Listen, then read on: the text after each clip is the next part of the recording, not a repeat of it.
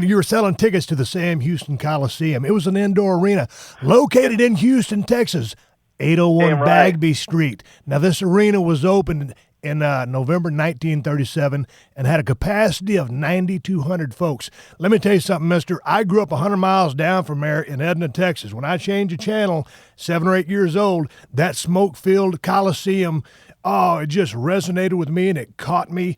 And I was just in love with the business. So you were there. You have been to every building there has been, Bruce, and we've been in some great ones together, doing a lot of stuff backstage, which we'll get to later. The Sam Houston Coliseum was one of those great buildings for wrestling. I saw it on TV, but how was it in person? Talk to me about the ambience and the atmosphere of that place. It was magical. Actually, I mean, you described it well. Smoke-filled, but it was a classic hockey arena. Right. And it had the cement floor, and they had everything in there from the rodeo to the circus, but every Friday night was Houston wrestling, man. Every Friday night that ring got set up, the platform got set up where we did the interviews in the back.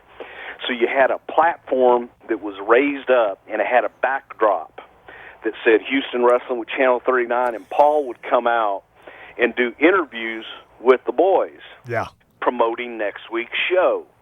And the fans could come up, right up to the edge of the interview platform there. They couldn't hear them, but, they could see all the guys and everything, and they'd cheer and all this shit. It was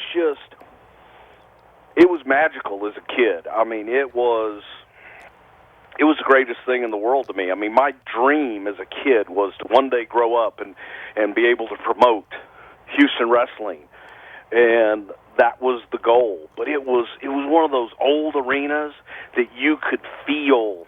Was it anything like was it like an upgraded version of the Sportatorium? Because yes, well, it was a lot nicer than the Sportatorium. Yeah, that's what I mean. An upgrade, but kind of that same old school inside feel. Yes.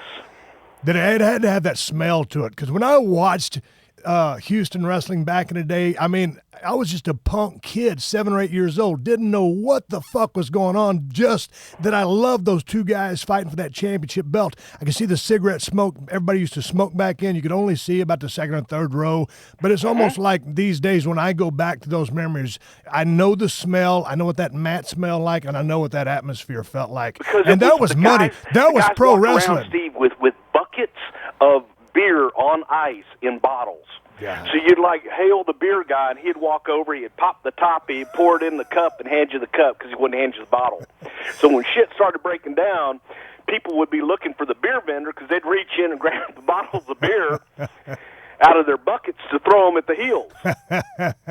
So it stunk like stale, stinky beer, sweat, and smoke. But that's that good stink. You know what I mean? Yes. If you dig it, if you understand pro wrestling, that's what it's all about. It was the money smell.